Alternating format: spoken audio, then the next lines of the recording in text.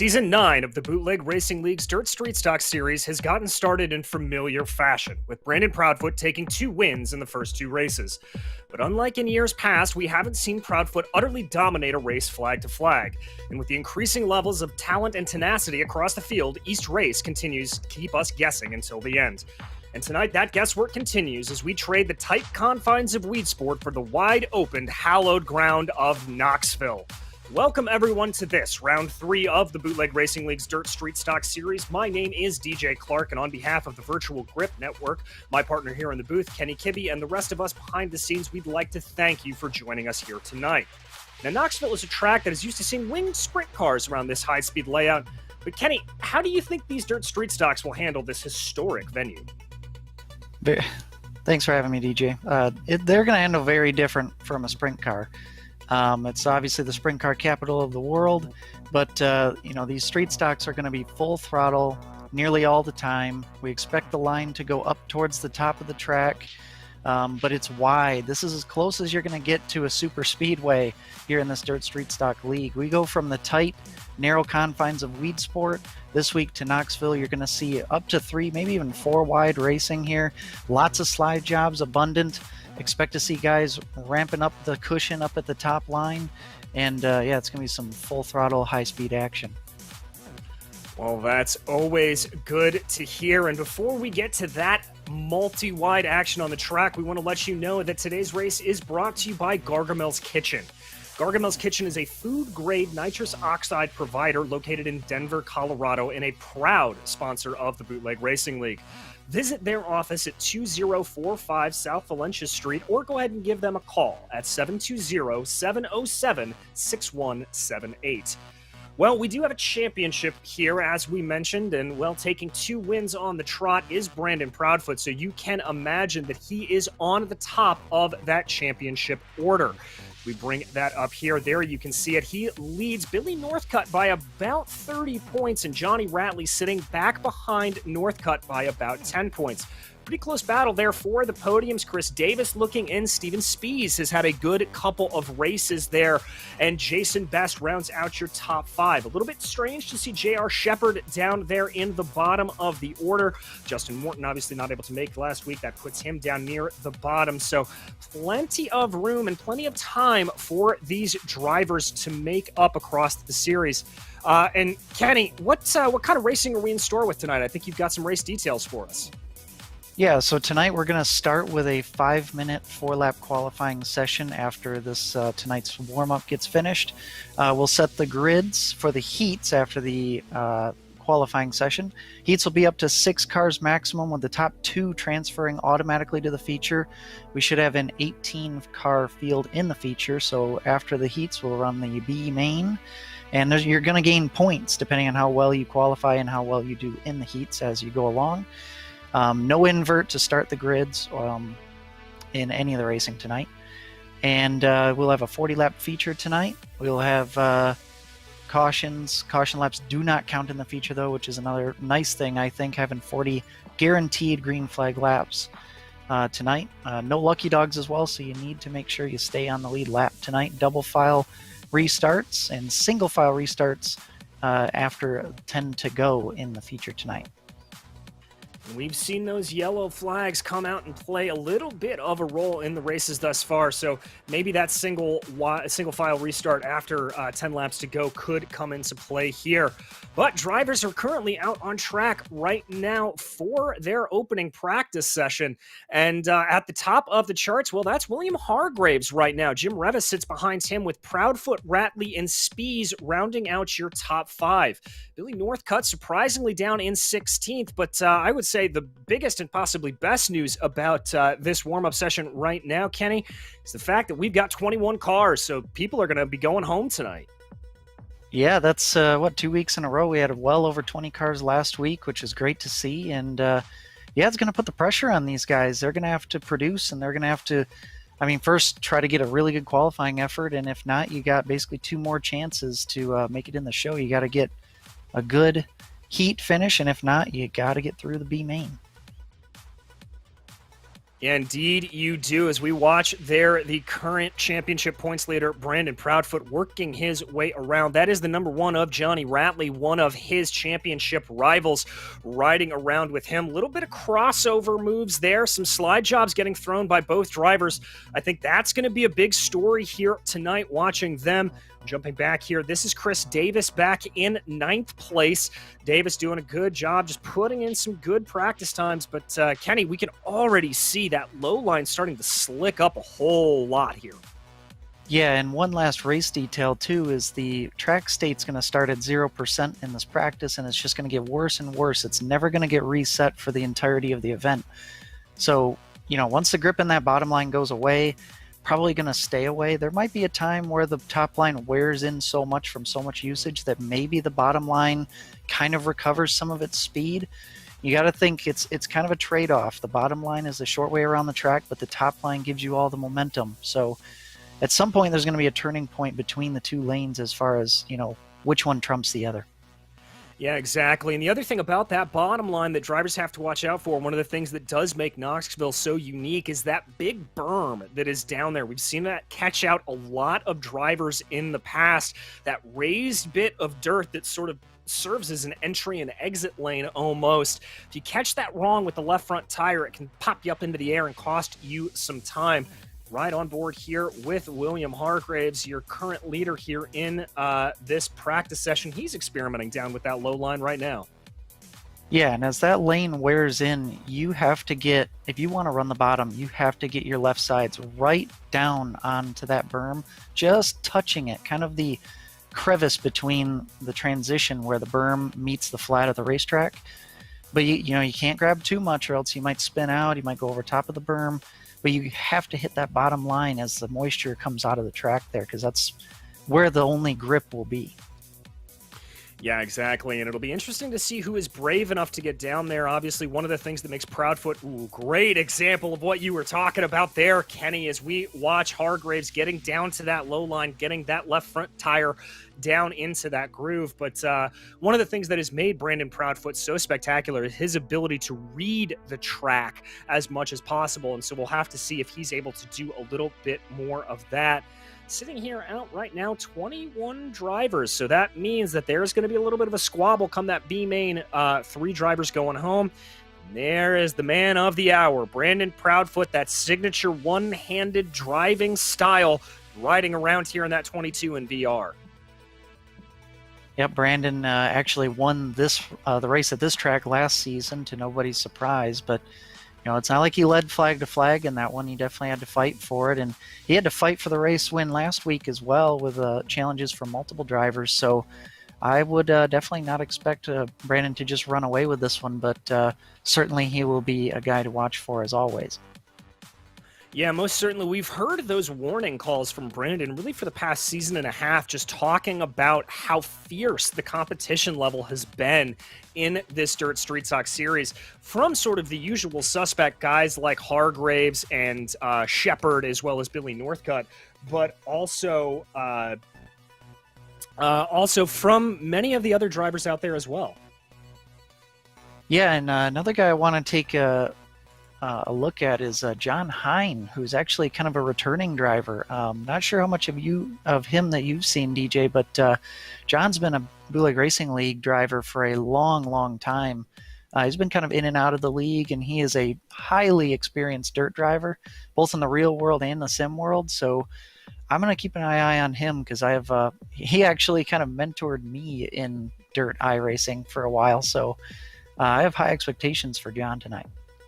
Yeah, he'll be one to watch for. I'm sad to say that John's a little bit before my time in covering this series, but I have heard legend of the 21 machine heading out on track. And, Knoxville, this is really one of those tracks, Kenny, that is sort of the holy grails. You have, on the Formula One side, let's say Spa and Monza, and on the American open wheel side, Road America and Indianapolis. But this is really the holy grail of dirt racing as a whole. And if you can pick up a win here, that kind of puts you on a special status. And I say this knowing as you are somebody who's picked up a win around this track. Yes, this is my only venue that I've won at in Bootleg Racing League Dirt Street Stock feature competition. Yeah, I mean, it's a heck of a racetrack. You know, a lot of people, whether you're in the dirt community or not, recognize this track. You know, and NASCAR is now going there with the Truck Series. So, obviously a very famous venue. And, yeah, like we said earlier, it's the sprint car capital of the world, but that doesn't mean that, that other racers don't think it's important in other respects. Indeed, and we are ready to go qualifying out here on your screen right now. That is the number 19 of Ryan Seneker as he makes his way on and around, trying out that low line. During qualifying, this track fully hasn't grained in yet. Kenny, do you think high or low is the way to go? Ooh, that's tough to call. You might actually see guys running a slider line, even running down low, diving, like basically overshooting the corner and sliding back up the track. If it was, it's such a tough call. I would almost say that the bottom, maybe being the shorter way around, would still maybe have some grip in it, but boy, it's a tough call.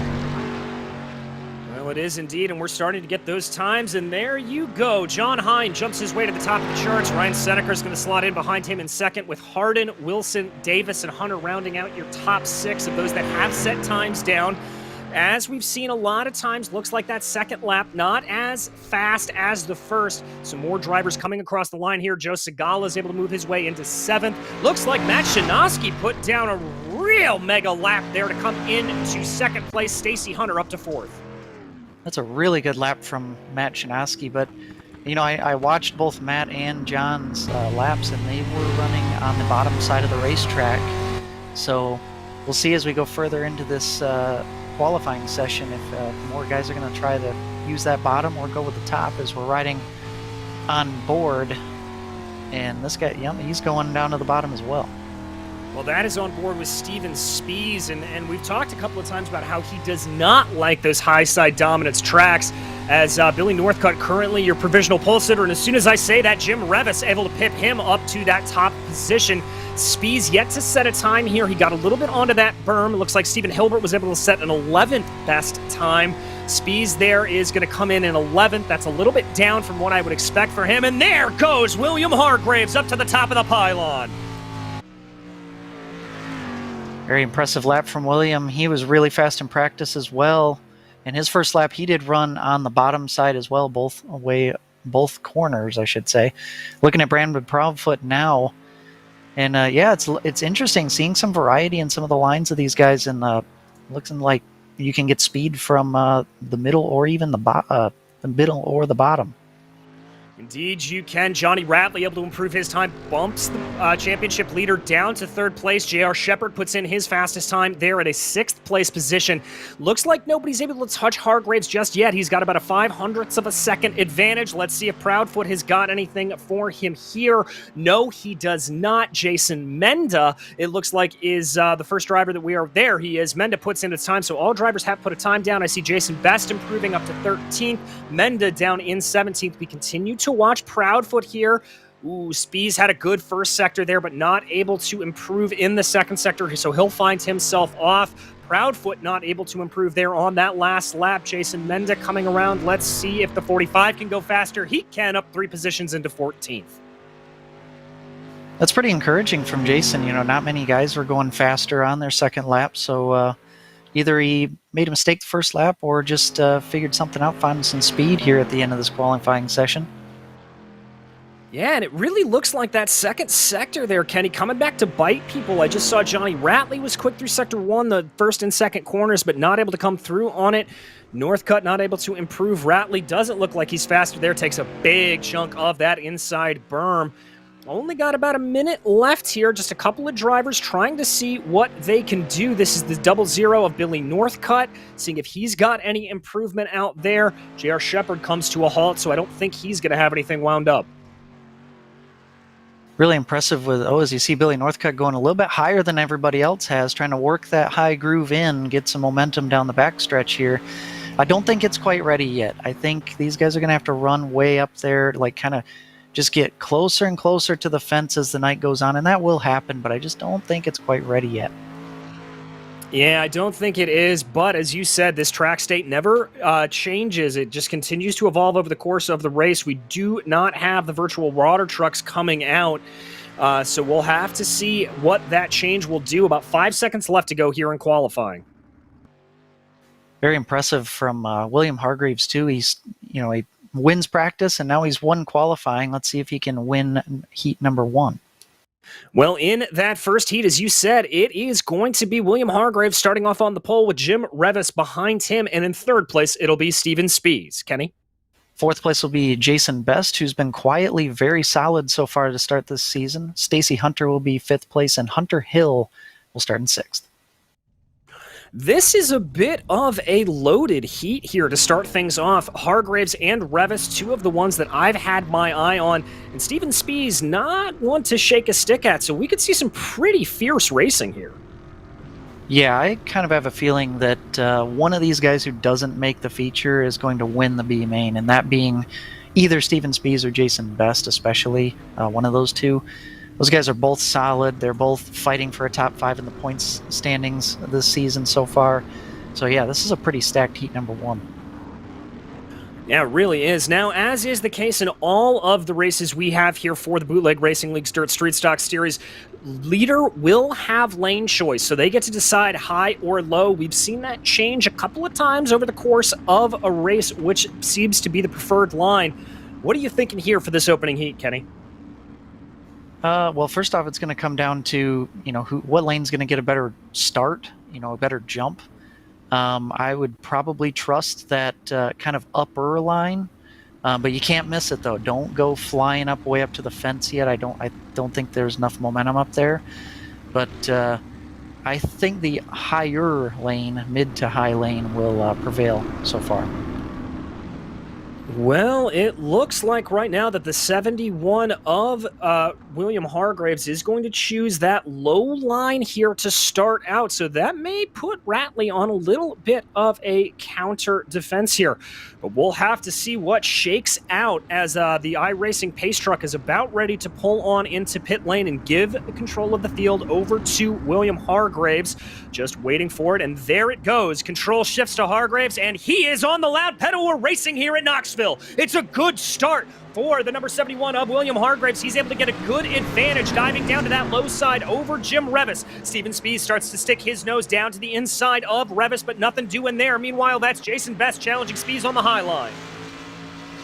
Down to turn 3 for the first time. A good jump by William Hargreaves. That's probably why he chose that bottom line on this start. You get a really good advantage almost cutting the track to start the race. And he's actually sticking to the bottom line, though. Almost a hybrid slider line as we go into turn 2, and a hard battle going on for the P3 right now. Yeah, indeed. That is Spies and Jason Best really trying to do it there, and you can see that slider line trying to play out a little bit up in front of them. Not able to get anything going there for Jason Best rather, but he's certainly trying to press Spies as much as he can. And Jim Revis is going to love this because now he can focus on the leader up ahead. Steven's occupied, and he's not even in a transfer spot yet, so Jim can focus up ahead and try to go get that leader as we've kind of formed into 3 groups of 2 as we've progressed past the halfway point in this heat. Yeah, we really have. They're definitely starting to spread out a little bit, but Spies trying to catch in on Revis the best that he can. Not really able to do so. They're coming off of turn 2. We ride on board with the driver of the 55. It's actually Jason Best behind the driver of the 55, Steven Spies, and yeah, you're seeing these guys kind of migrate up a groove. The leader's still riding kind of like a hybrid slider line. It's a very interesting line that he's running. But, Steven's running in that upper groove, and Jim Revis seems to kind of gain some and then lose some. These guys are all kind of having a slinky effect. Nobody's really pulling on anybody hugely. No, they are not, but they cross over the start-finish line to take the white flag here. Spies continues to be under pressure from Jason Best, but Best tried to get down to that low line the best that he can, but Spies able to hold momentum around the high side. But remember, this is all for starting position in the B main because only the top 2 will transfer here. And as of now, those top 2 are William Hargreaves and Jim Revis. they will cross over the line to take those top 2 finishing positions. Steven Spee is able to hold on to third, with Best, Hunter, and Hill finishing out the finishing order of this first heat. Yeah, good point there that, Steven did still have something to play for, fighting for starting spot in the B main, being third place there. So good on him to get that third spot, just could not transfer. He could not, but we now look to the next heat race here to see who will be able to transfer out of that. And starting off on the pole in this second heat race, it will be Johnny Ratley. Now alongside him, it'll be J.R. Shepard with Matt Shanoski starting off in third. Jason Menda will start fourth place, followed by Stephen Hilbert in the fifth spot. Well, Kenny, we've seen one race down here, and obviously this track continues to evolve, but it looks like it's a pretty hard way to get past as of right now. Yeah, it's interesting because the groove hasn't really gone all the way up to the wall, and because of that, I feel like, it's harder to do a slide job if you're going to throw it in there on the bottom, because you got a car, closer to you. You don't have that big distance across the track to where you can kind of use up all that space.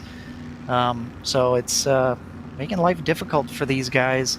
Interested to see as we go through the heats if these guys start changing their lines or what. Remember, William Hargraves, he ran the bottom nearly the entire heat.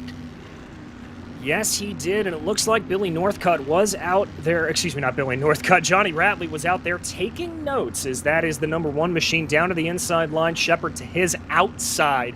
So he's going to stick on that traditional inside line, waiting for the pace truck to pull off and giving the field control over to the number 1. And that pace truck now peels off, control given, and Ratley is immediately on it. A good jump for him. Ooh, I thought there for a second that was going to be Shanoski having a little bit of a look to the inside of J.R. Shepard, but a wobble prevents that from happening. Now Shanoski is in a side-by-side battle with Jason Menda.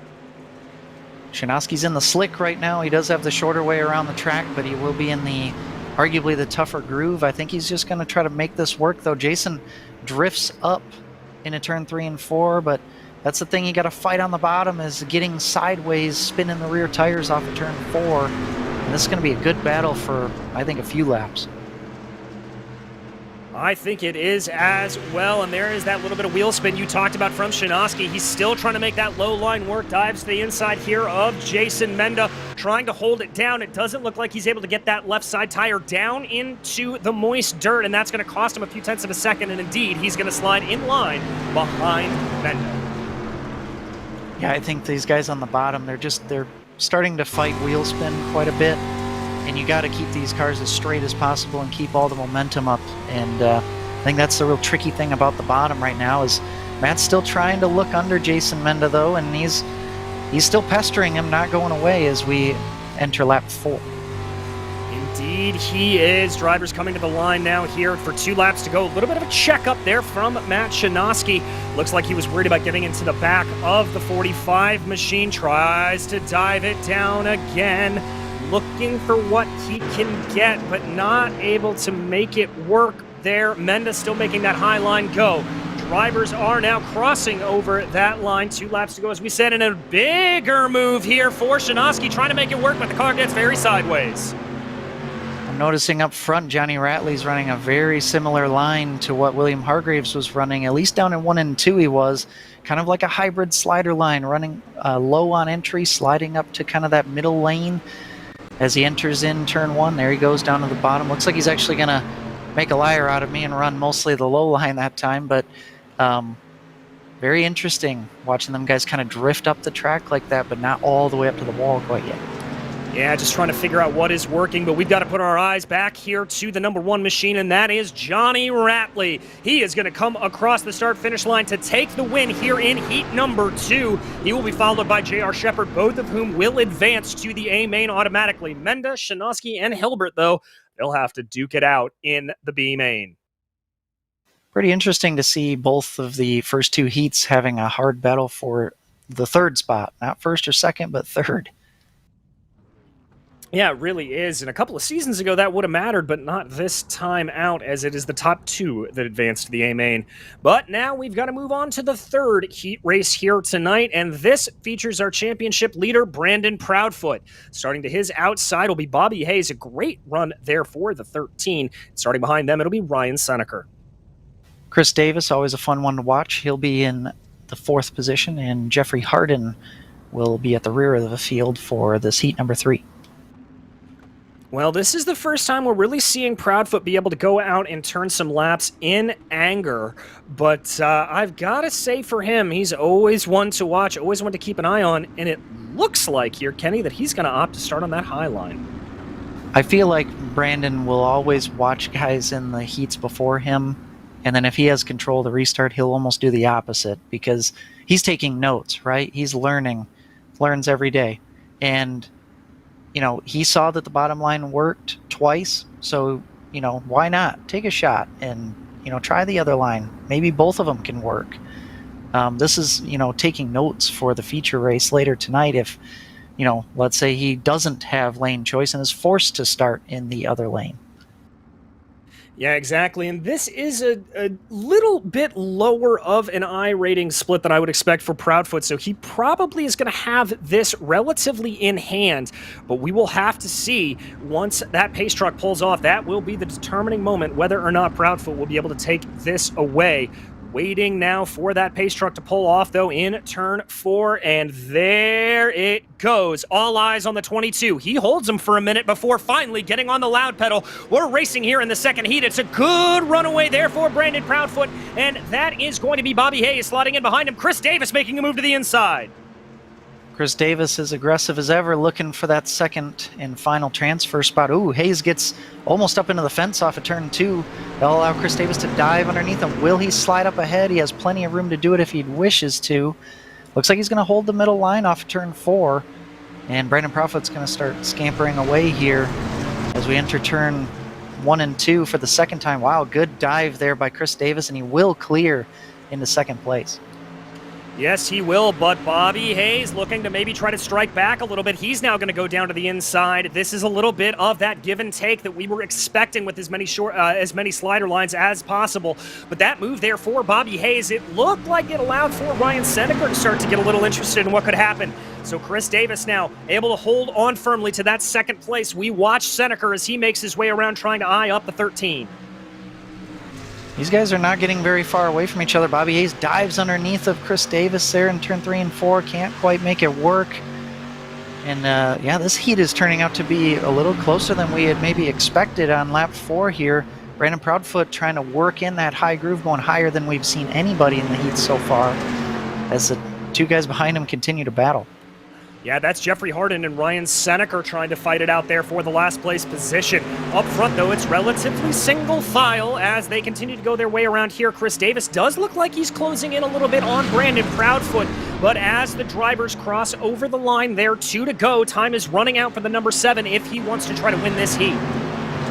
I think if you're Chris Davis, I think you got to focus a little bit more on getting that transfer spot and just advancing through into the feature automatically, especially with there being guys being dropped from this field before the feature as we go to the white flag. And Chris is going to dive down to the bottom, and he is going to try to make a move coming out of turn 2.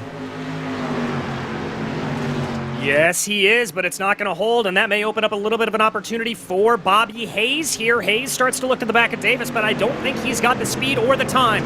Davis starts to slide up the track to hold on to that high line, and it looks like he will cross over the line to take second as Brandon Proudfoot wins this third heat. Bobby Hayes will line up behind them with Jeffrey Harden and Ryan Seneker rounding out the finishing order here.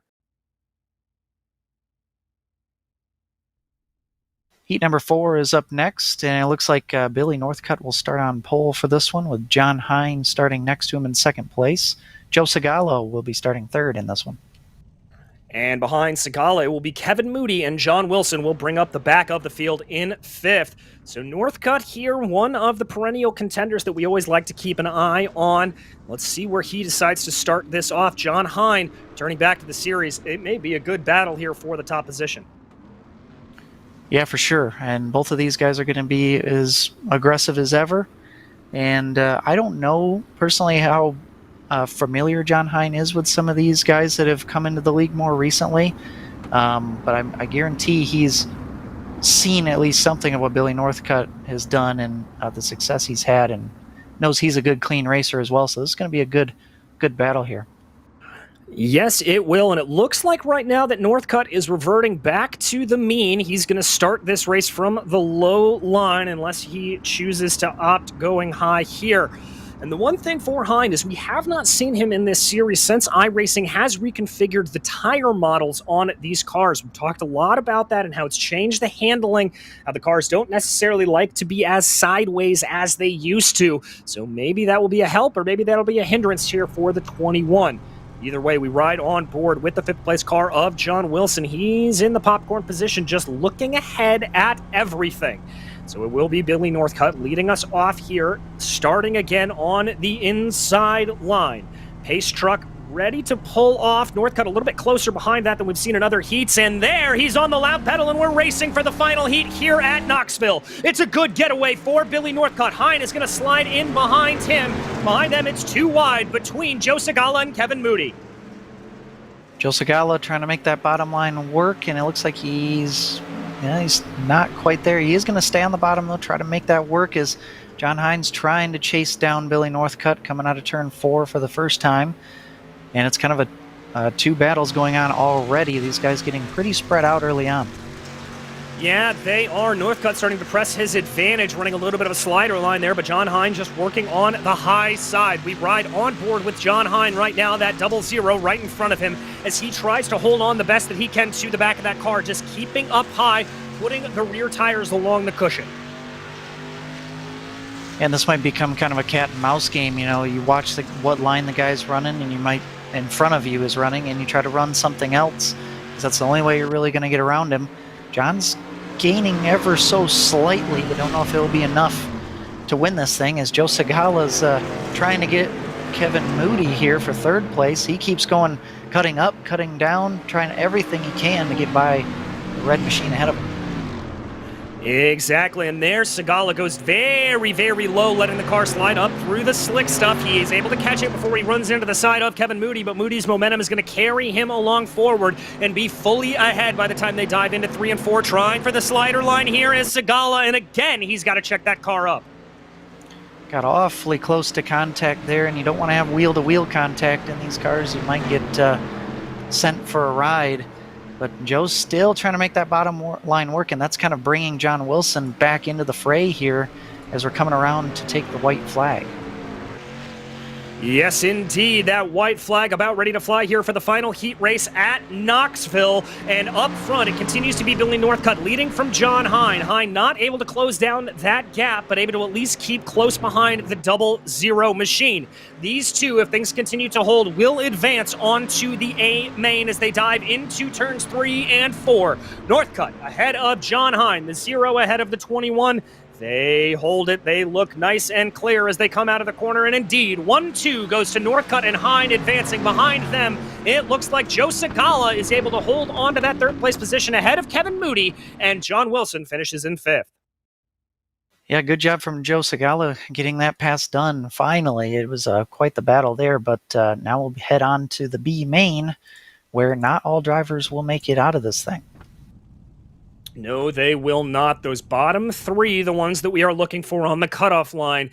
And here, leading us off in the 10-lap B main, it'll be Steven Spies, followed by Jason Menda. And in row 2, it's Bobby Hayes and Joe Segala. Behind them, it'll be Jason Best and Matt Shanoski.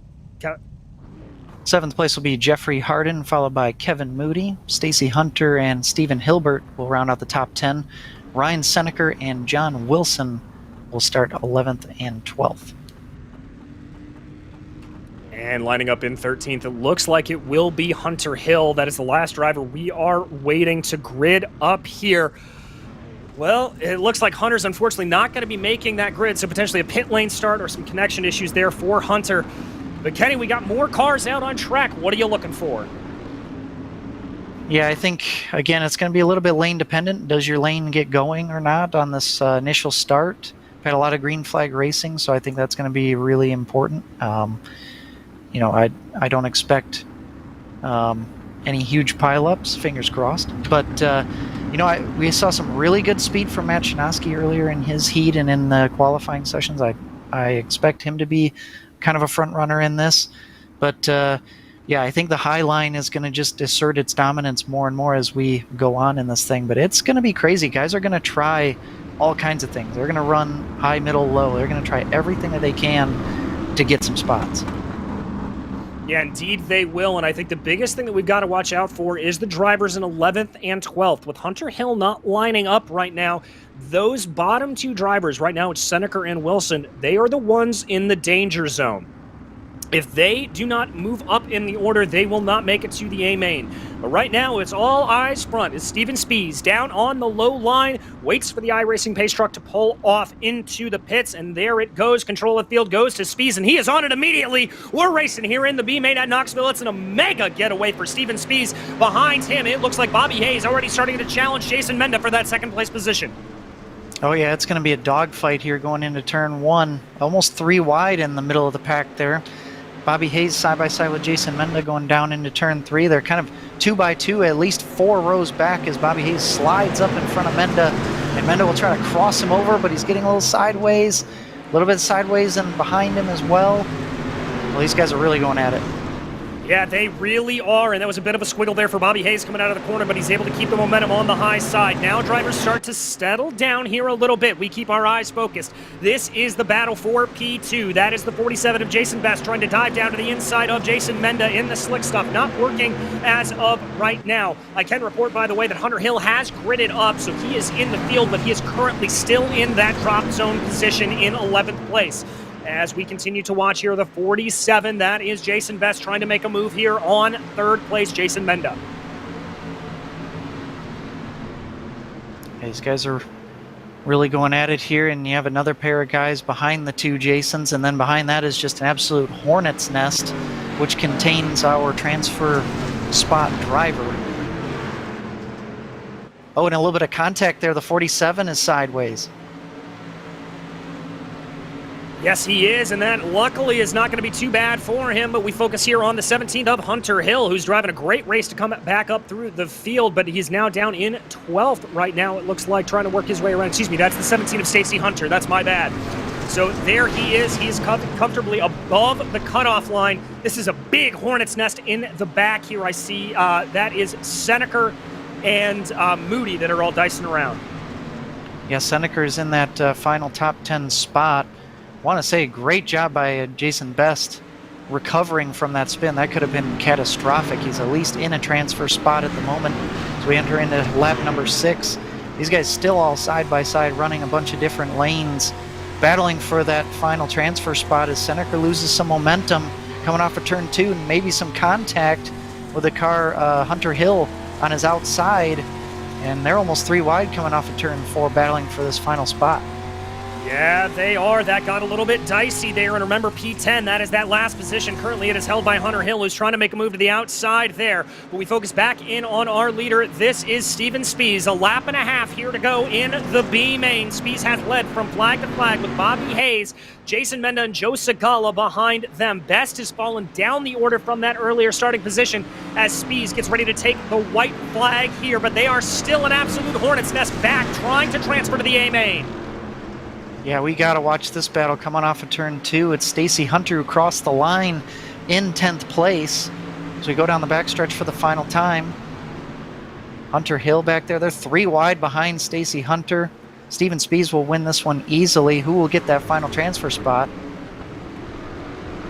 Well, it looks like right now that it is going to be Stacy Hunter in that 17 machine. He is able to beat out Ryan Seneca, Wilson, Seneca, and Hilbert. The 3 drivers not advancing. Their night is over, Kenny. Yeah, it was a great job by Hunter Hill there. You know, starting last, had maybe some issues there at the beginning of the race, but ended up gaining those 3 spots he needed, and he ended up being in the final transfer spot and will get to the feature tonight as we look at our B main results, with Spies winning, followed by Hayes, Menda, Segala, Hardin, Matt Chinaski, good run for him in P6. Jason Best recovering for 7th there. Yeah, good runs there for all of the drivers, so they will be very happy to advance on. That is going to be very, very good for them. Their night is not over whatsoever. But we get going here, as is tradition. This is the warm-up. 5 minutes for these drivers to get back out on track and figure out what this is feeling like. Yeah, obviously it's going to be pretty different from what some of these guys felt in their heat races. And, you know, you're starting to see, you can actually visibly see the line changing as it's working its way up and up and up the track. And you'll start to see guys like we're watching Hunter Hill here. He's definitely riding higher up on the track than what we saw some of the guys in the first few heats running. And that's just going to progressively get closer and closer to that fence until they're practically knocking it down. Indeed they are, as they continue to ride that high line around here. We're watching here, this is Hargraves and Northcutt, two of the folks that we think may be battling for a win here tonight at Knoxville. Potentially they'll be starting off well, both winners of their heats as they come around. That is the 71 of Hargraves down on the low side, Northcutt up to the high side. Dirt Panda Racing teammates here, by the way, so they are probably in communication. They know what's going on. They're talking to each other a little bit as they make their way around Knoxville. Yeah, you know, Hargraves has got to have a lot of confidence right now. You know, he won practice, he won qualifying, he won his heat race. Been pretty much dominant so far, but this is going to be the true test. Can he, you know, hold these guys off for another 40 laps? Yeah, exactly. That may be a big part of it, trying to hold out as much as possible. But looking at these times, and these are not always relative of what you will see come race time, I see Ratley, Revis, Proudfoot, Spies, and Hargraves and Northcutt making out your top six. Surprise, Chris Davis all the way back down in 11th. J.R. Shepard not looking like he's having a lot of speed out there. He's down in 13th. A lot of these guys are pretty darn even throughout the field. Ratley did put a very good lap down in this warm-up here, but again, like what you were saying, the practice times might not be totally indicative. You know, it's going to come down to how do you race in traffic? How can you improvise? You know, coming up with different ways to get around people. Obviously, if you're the leader, you got to think about playing defense. You know, what line's going to be the fastest, but also the most effective in keeping your competition behind you. So it's kind of a different ball game when you actually get into the race. Yeah, indeed it is. Ooh, as we've got a little bit of a pile up there in turn 3. That didn't exactly look great on the whole, but hopefully we'll be able to avoid a lot of that because, Kenny, this A-main, it's the first time we're going to see yellow flags getting thrown out here tonight.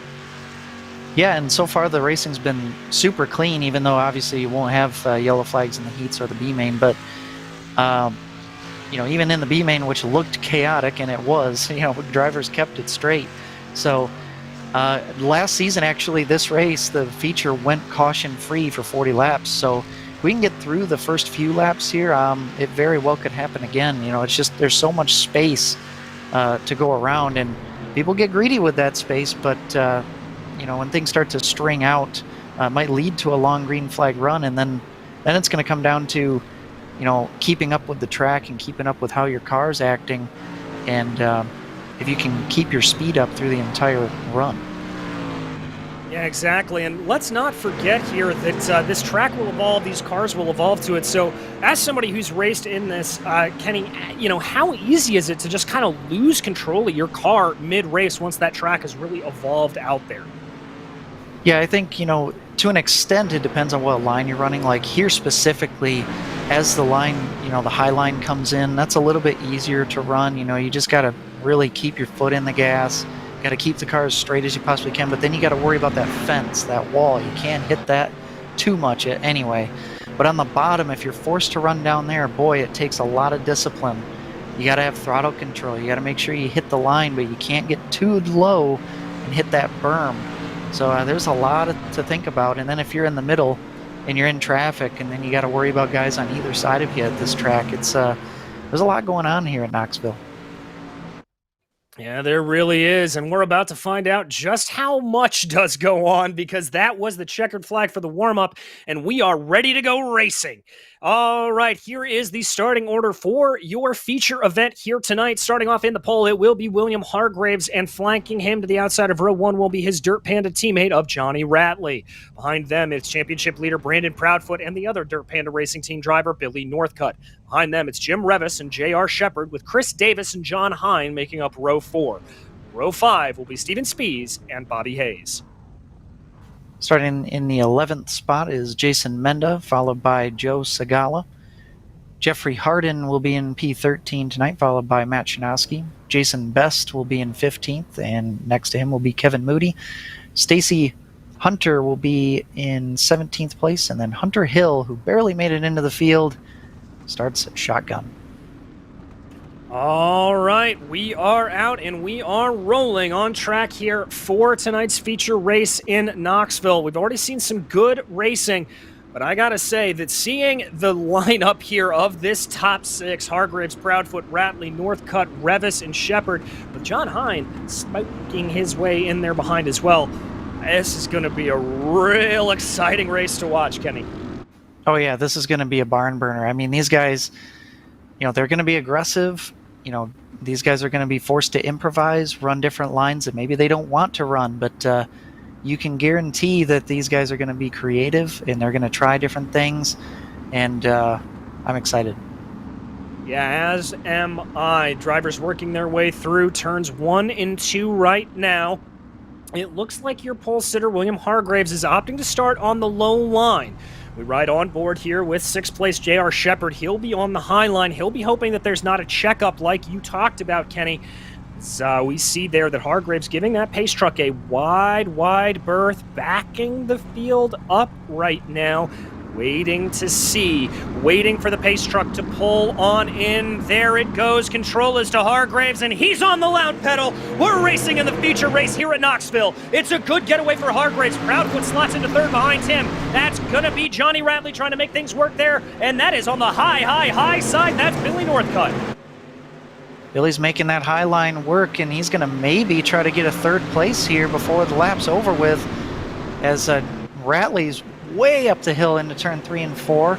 He's going to get away with it, though, and he's going to slot into 2nd place. Brandon Proudfoot trying to make the bottom line work to take that silver medal position, as the leader, William Hargraves, slides out into the lead, and he's already starting to build a gap.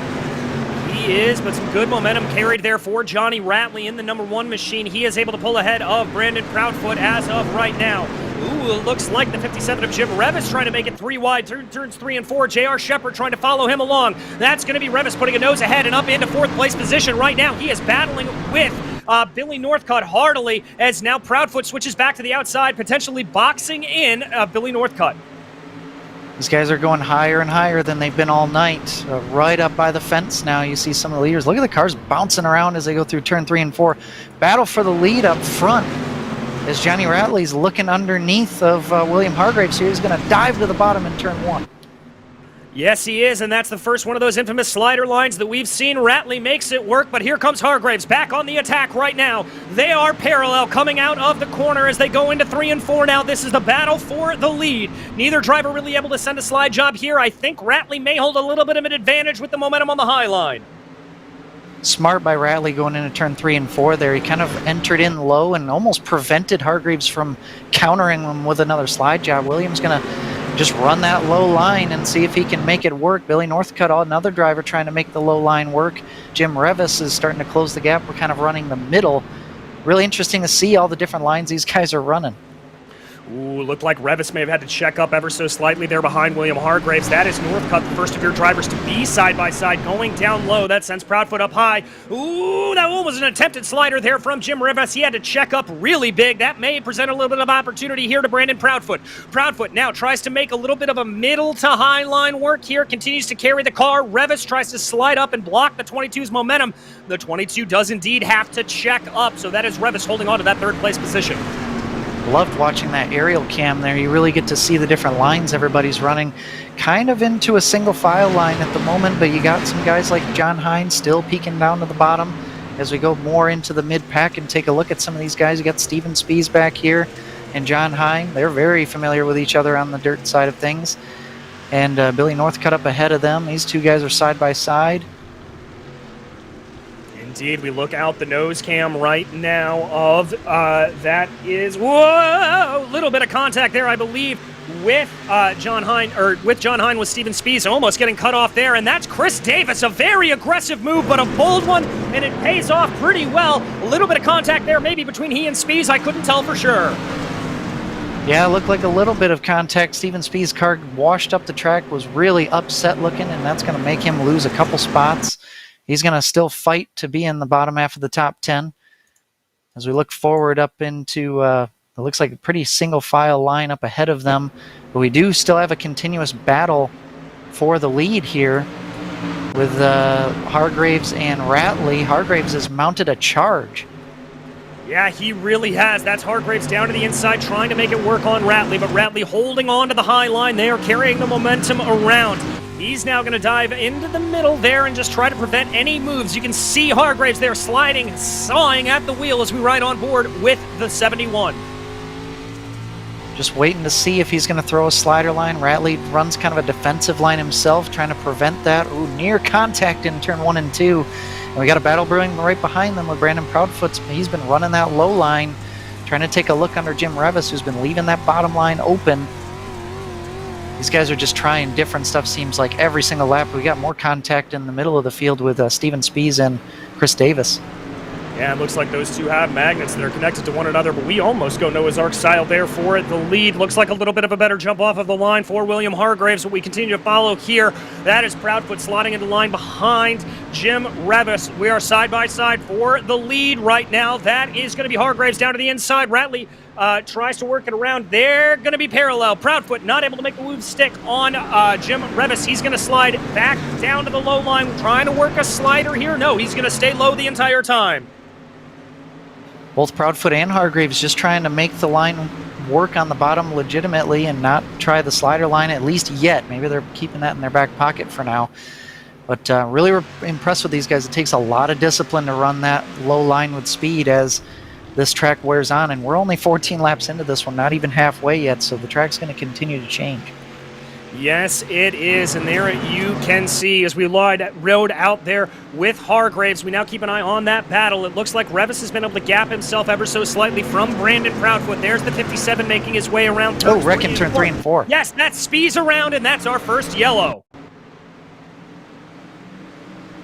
Yeah, these guys were battling really hard. You remember they had contact earlier. Steven was maybe taking a little bit of the track away from Chris, and Chris just did not let out of the gas and just stayed in it looks like. Those guys were really, I mean, that was a hard racing incident there. These guys were just battling really hard and didn't want to give an inch. Yeah, that is no fault of anyone there, I would say. Just good, hard racing, like you said there, Kenny. And there we see Spees coming on in. He is going to take advantage here of the spare car that drivers do get, I believe. So he will be put out back into the field. He is still on the lead lap, albeit at the back of that lead lap.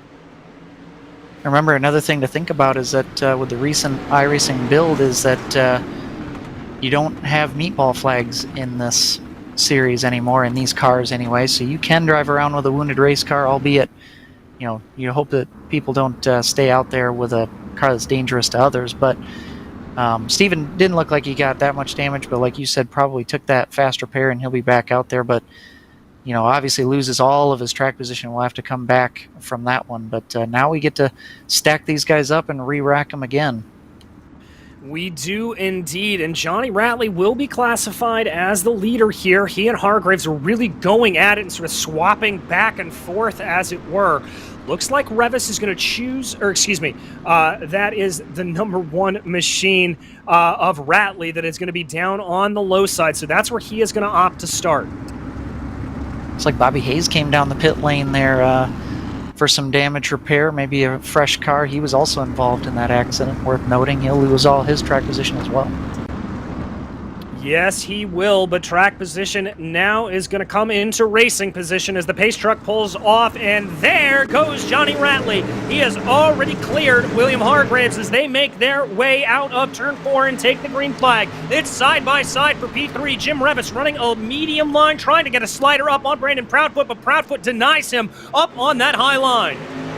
Maybe a tad bit of hesitation there from Revis. Didn't get all the way up to the fence immediately, and Proudfoot's going to obviously take that space away.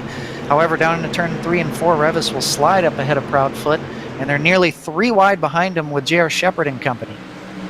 Yes, they are. Real Hornet's Nest there in the back, and they are truly 3 wide. That is Hine, Shepard, and Northcutt all going at it. Proudfoot able to get a nose ahead of Johnny Ratley, of Jim Revis, but Revis able to fight back there side by side. It now looks like in the back there that John Hine losing out a little bit on that battle, choosing to check up as they come out of turn 4. Oh, we got a little bit more contact in the back of the field off of turn 4. Not a caution yet. Looks like they'll keep it straight.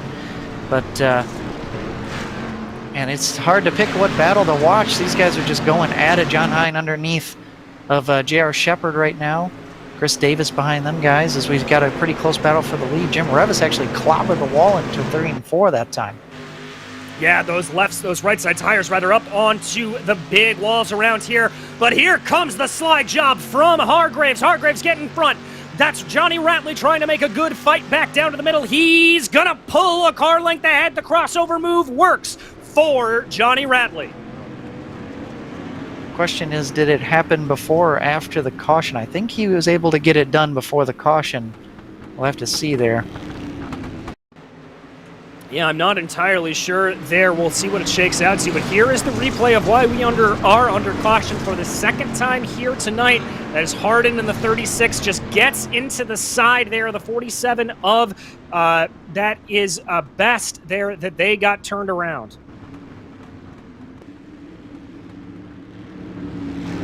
Yeah, looks like maybe Hardin just drove a little too deep into the corner and slid up, and you know, Best was just there.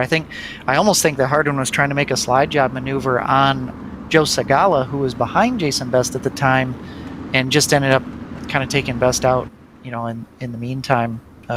Totally accidental. I think he was trying to just slip into that gap, and he just kind of ran out of space. And that's what can happen sometimes in dirt racing. As we re-rack the field here again, and it looks like that Ratley was deemed in front in by the time the yellow flag came out. And we're not even halfway through this race yet, so we got a lot of racing to go yet. We've had a few lead changes, which is great to see, and I don't think we're done either. You know, we've seen some slide jobs. We've seen guys make either the top lane or the bottom lane work. I'm excited for the second half, and we're certainly not done. No, we are not, and it looks like Ratley's now going to opt for the high line, so a little bit of a change here as we re-rack. It's Ratley, Hargraves, Revis, Proudfoot. I see Northcutt, Shepard, Davis, and Hine, your top 8.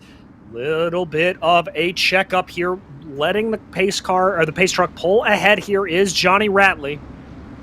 Here they go. Pace truck is off, waiting to get on the loud pedal. A little bit of a late start, and there goes Ratley. It looks like Hargraves was able to keep up with them. They're gonna at least have a little bit of a crossover as they dive down into turn 1. We ride on board of the front of Brandon Proudfoot. There you can see the 22 starting to try to make moves, but holy moly, talk about momentum on the outside. There comes Jim Revis. Yeah, he had a heck of a run down off of the turn 2 there, but don't think he's going to be able to grab the spot yet unless Proudfoot gives him the space, and he does, so he's going to stick his nose in there and try to grab P3. And Ratley has Hargraves all over his back bumper still as Proudfoot slides up into turn 2, grabs third spot. Nearly 3 wide behind him, John Hine was sneaking down to the bottom side.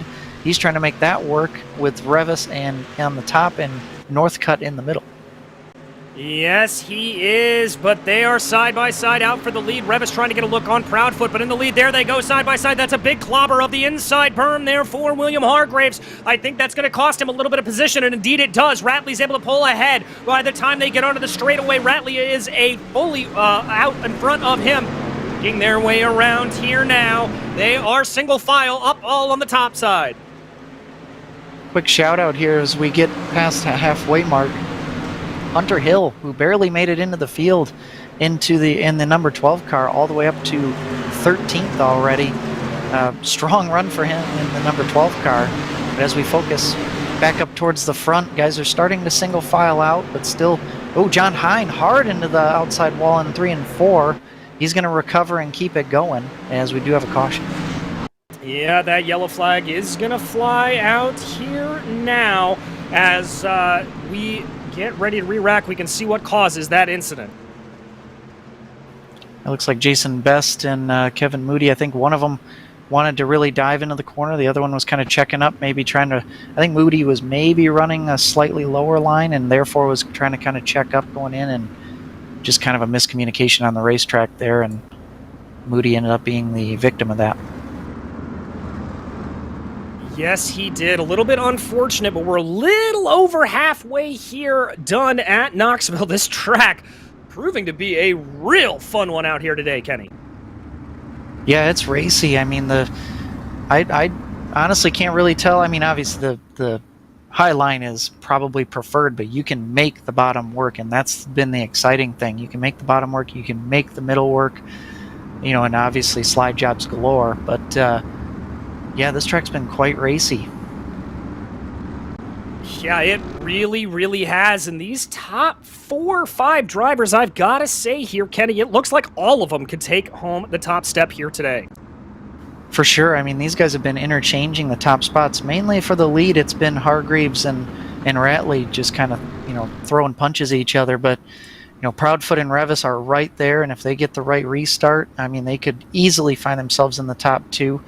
And then, you know, beyond that, you got Northcutt, Shepard, Hine, and Davis. I mean, and Steven Spies has been working his way through the field trying to get himself back up into the top 10 as well. So, yeah, you got a lot of aggressive and good drivers racing tonight. Indeed we do, and speaking of driving, there we go, we are green again. It looked like a very good start there in the back for Billy Northcutt, but up front it is Jim Revis that is going to be able to be almost fully clear of Hargreaves, but Hargreaves able to take it down to the inside. Both of the dirt panding racer drivers have to check up a little bit as they come out of turn 2. A great exit again for Jim Revis. He's going to slot his way into P3 ahead of Brandon Proudfoot. Still side by side here. Ratley slides up just a bit. Hargreaves trying to make that bottom line work. He's kind of outnumbered, so hopefully he can make this work for his sake, or else he could possibly get freight trained if he makes any kind of mistake. There is absolutely no hole for him to get to the top side right now. No, there isn't, but he's going to try to make one here. He's up to the high line on William Hargreaves. He's going to try to go and carry that momentum that we've seen him carry so many times. There he is behind Ratley right now. It's a little bit of a triangle up front as they continue to battle, and there the momentum for Revis proves true. He is ahead of Hargreaves at the line. It's the first time that really somebody else has been able to challenge for that lead other than Hargreaves or Ratley. Revis clears into second place, and he's going to continue to run the high line. Ratley's got to see that in his mirror and really, you know, adapt to this as, ooh, near contact there between Revis and Hargreaves, and Revis is going to maybe peak to the bottom. Yeah, he's going to try for it, but I think he's going to have to check up a little bit, and indeed he is. Behind him, it looks like Brandon Proudfoot's taking a leap out of Jim Revis's book and trying that high line the best that he can. So they are single file now out front. Brandon Proudfoot in a bit of a strange position, sitting outside of the podium. Billy Northcutt riding directly behind him. Behind him as well, you got J.R. Shepard, and then the battle between John Hine, Chris Davis, and Steven Spies. Remember what happened between those two drivers a little bit ago, as they're also side by side for the 7th and 8th position. Yes, they are. As we've got a great camera angle there, you can see those drivers just flying on by, the dirt getting kicked up here around Knoxville as they get ready to complete lap 28. There you can see a little bit of that contact that we were talking about. Oh, wow. Big hits. I did not even notice that happen, so that was no caution. Brandon Proudfoot was a total victim there and ends up shot into the inside fence and essentially out of contention here. Yeah, indeed. Let's watch that replay again. This is just a little bit of incidental contact, and bam, there you can see Proudfoot gets hit, and that's Hargreaves off to the inside. Now, the reason that didn't trigger a yellow is because both of them were considered off of the racing line onto that berm for Hargreaves, and actually for Proudfoot off into pit lane. So, this completely changes not only what this race looks like, but also what the championship looks like. Johnny Ratley now out front. Jim Revis challenging him in a pretty big gap back to Billy Northcutt. Yeah, I mean, this completely changes, you know, the points like you were saying, but if we were going to re-rack these guys and have another restart, beyond the front row is going to be all basically different people. So this is, wow, that was a huge hit, quite literally, for a few drivers there. Yes, it was. There you saw Jim Revis going for a little bit of a high-low line, as it were, coming up out right now, working lap 31.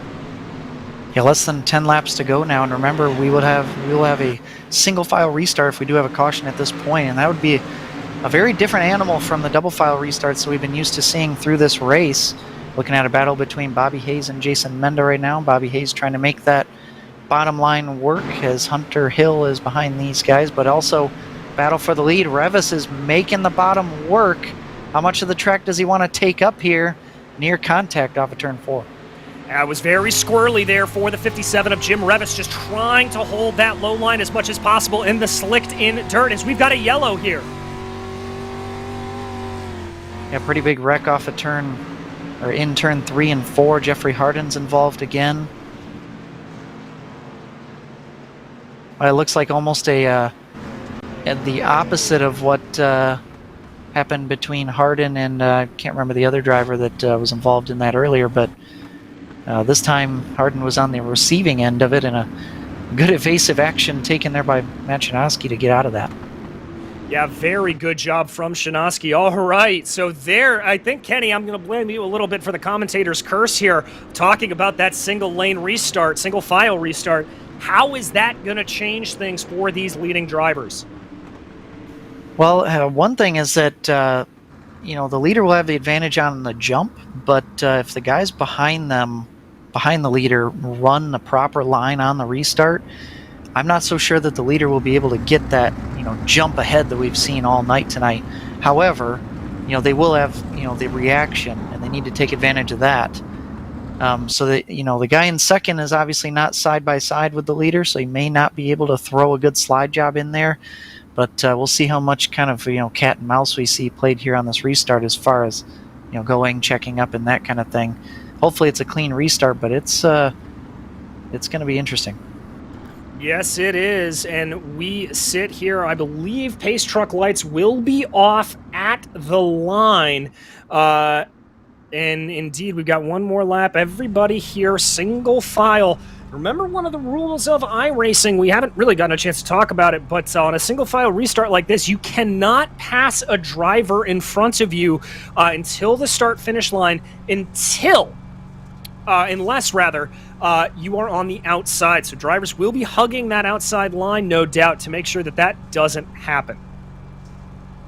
One thing that the leader may do, not positive that he'll do it, but he may try to kind of go up the track, and then when he restarts, maybe cut down the track to kind of shorten that distance off of turn 4.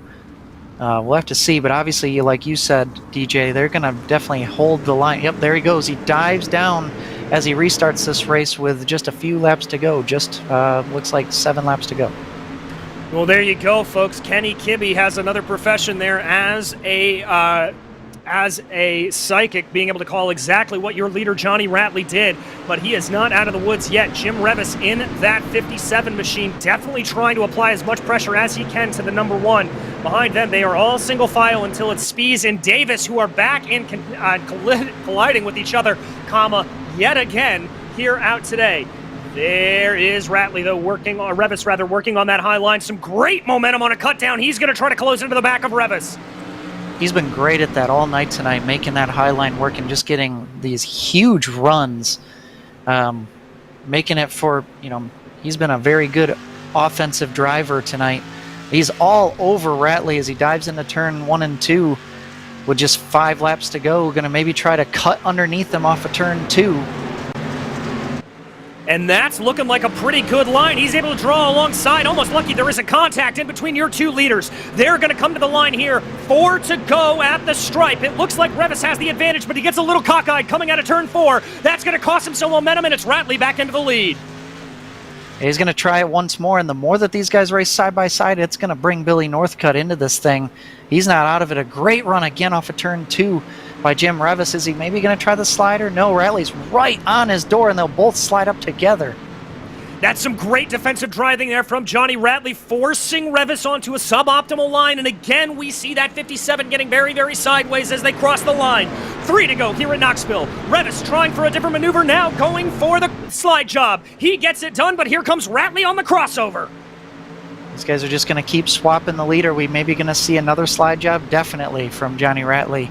As we come to 2 to go, it's going to be really hard to dive underneath them coming off of turn 4. I've noticed that through tonight.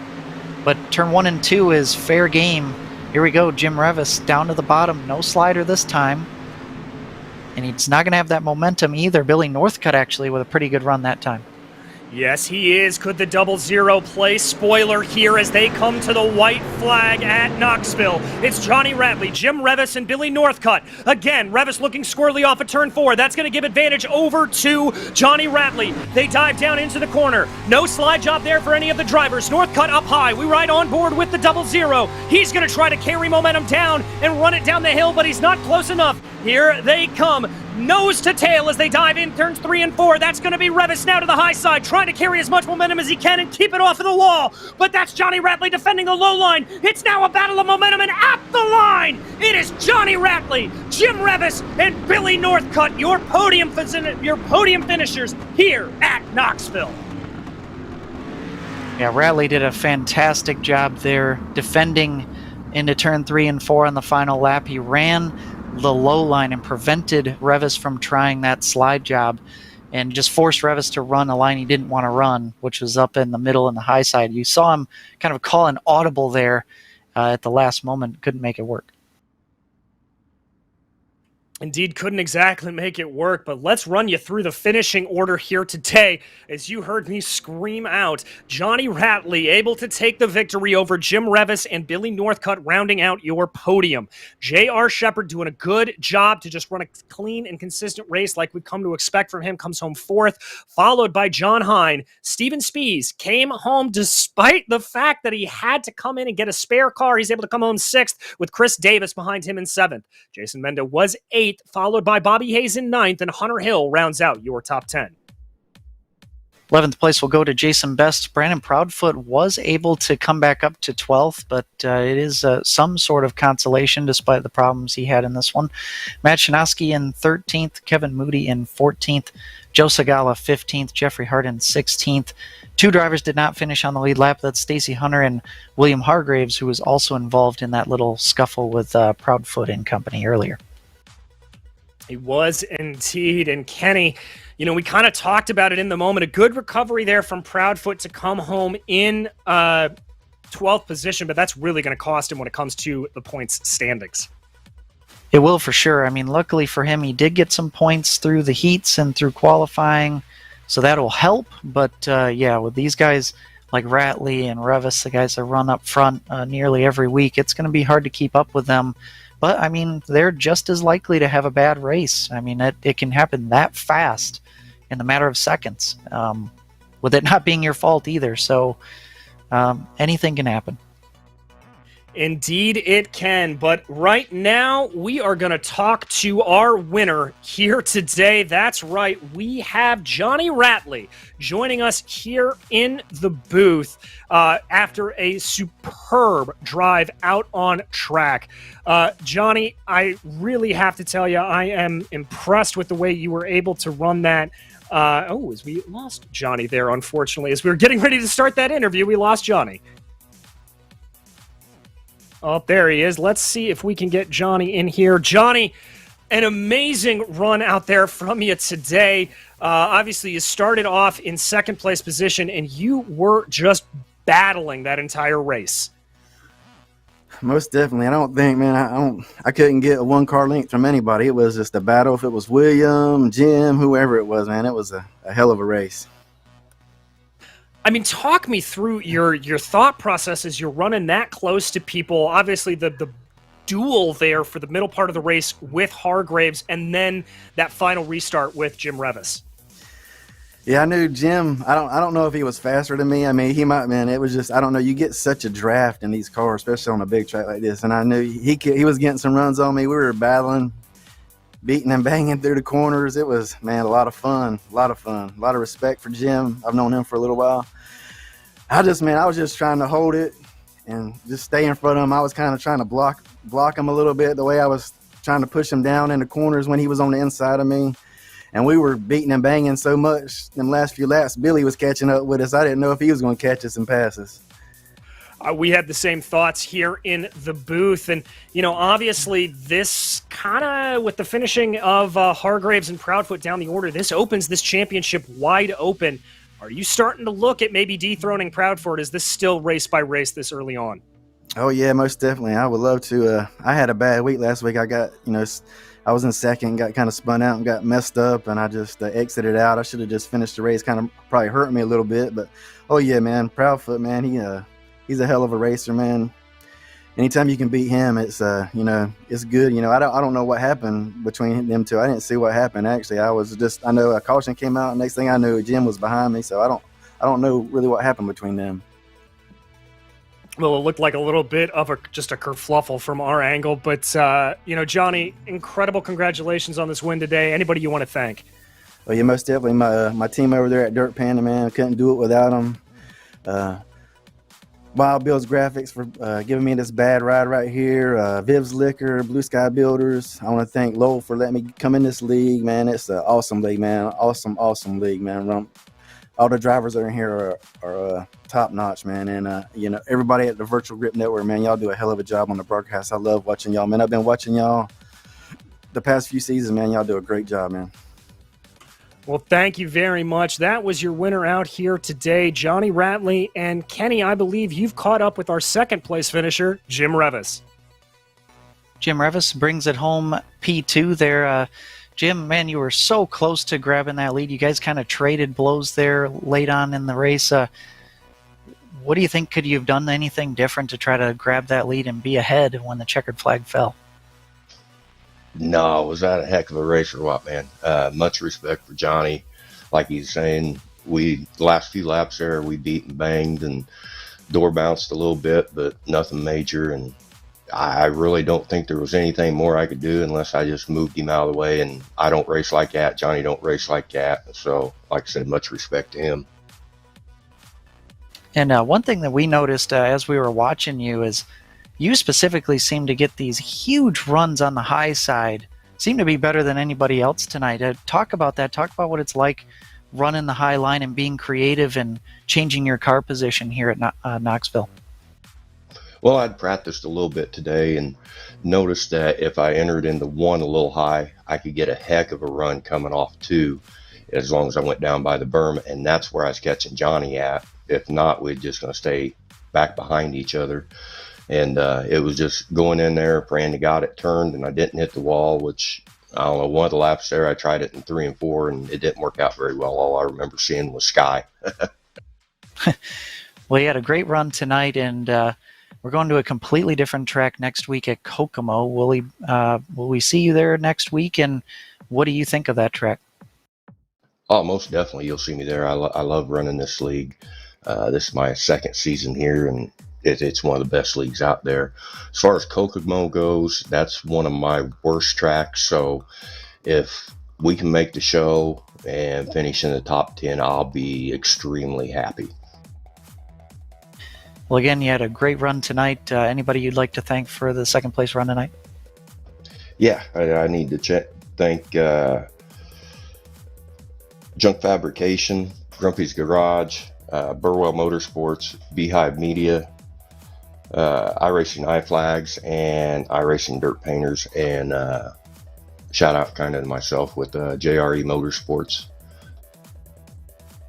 Well, thanks for talking with us, Jim, and we'll see you later. Thank you. Great broadcast, and appreciate you guys, what you do. Sounded great. Thank you. That was Jim Revis, our P2 driver tonight, and DJ Clark will bring in our third place driver, Billy Northcutt. Well, Billy, I think that's one of the most action-packed races we've seen in a while. Talk me through what that was like behind the seat of the Double Zero. Oh, man, that race was pretty wild. I was kind of just hanging out there racing real hard with Shepard for the whole first half of the race. I wasn't even paying attention much to the guys in front of me because we were having such a good battle. And then I saw William and Jim and Brandon kind of get together. Somehow I just drove right through that without touching anybody, and I found myself in third. So then I was kind of like, well, I might as well give her hell in these last 5 or 10 laps to see what I have, and I just didn't quite have anything for Johnny and Jim. They were on it tonight. They're two super fast guys, and I was giving it my best, and I just wasn't quite there. But it was really fun to watch them battle from third there. I mean, it was fun up here in the booth. I can only imagine what it was like sitting back in the wheel. Talk to me a little bit about the track progression out there. We saw, by the end of the race, kind of any line was viable. How were you feeling it out? How easy was the track to read? How was it?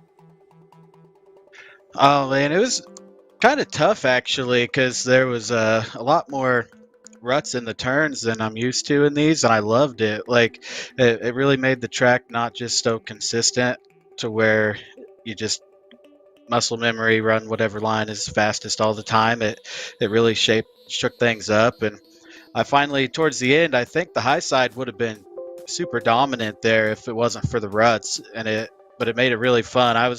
I started trying to figure out something there right kind of through the ruts, but right about the cushion, and it started to feel pretty good.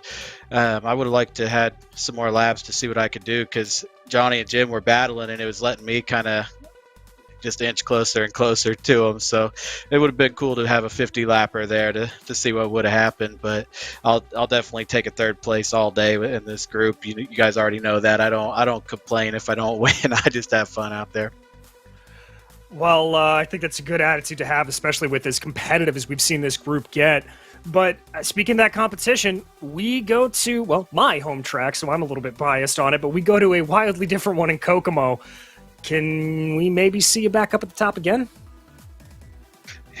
Kokomo is not one of my best tracks for whatever reason. I just can't quite figure it out like I can some of these other ones, but I may spend a little extra time and see what I can do there, because I feel like I've gotten like 5th through 8th or so there the couple times we've ran there in this league, and I think I got some work to do there. So it's not one that I'm excited about because I'm awesome there, but I am excited for the challenge, and we'll see if I can kind of up my game a little bit going into that one, and if not, that's okay too. I'll take 8th also. I like that attitude again from you, man. Anybody you want to thank for this podium position here tonight?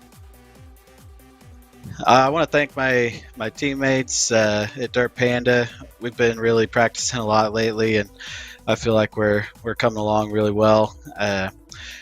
William and Johnny are both in here now, and we've got some other teammates, my nephew Blake, and we got Caden Reynolds and JC Floyd, and we're really a strong team right now and a good cohesive unit, and I owe a lot of it to them for helping me with lines and different things. But I want to thank my family that watches, and thank you guys for broadcasting. It makes it really fun and stuff. And I want to thank Jim and JR and Brandon and everybody else that's not on my team that races me just as clean as my teammates do, because that allows me to. I don't think I've had a DNF in this league for 40 years. It feels like it's been a long time since I've even been in a wreck in here. That just shows the quality of guys that we're running with. For sure. Thank you so much, Billy. That was your third place finisher here tonight, Billy Northcutt. And well, folks, that's about going to wrap things up for us here at Knoxville. An amazing, amazing race. But before we go, we would like to once again thank our sponsor for tonight, Gargamel's Kitchen. Go ahead and visit their office at 2045 South Valencia Street in Denver, Colorado, or give them a call at 720-707-6178. On behalf of Kenny Kibbe and the rest of the VGN, we'd like to thank you all for joining us here tonight at the virtual Knoxville Speedway. The next race for the Dirt Street Stock Series, well, you heard us mention it, that's going to be Kokomo next Friday at 7 o'clock Eastern Time. The next race on the network, well, that will be tomorrow night's Grand National Series at North Wilkesboro at 8:55. You are not going to want to miss that. Well, we'll be back, though, for that race at Kokomo. This has been a production of the Skidder Creek Motorsports Group and the Virtual Grip Network. And until we see you on the track, thanks for watching.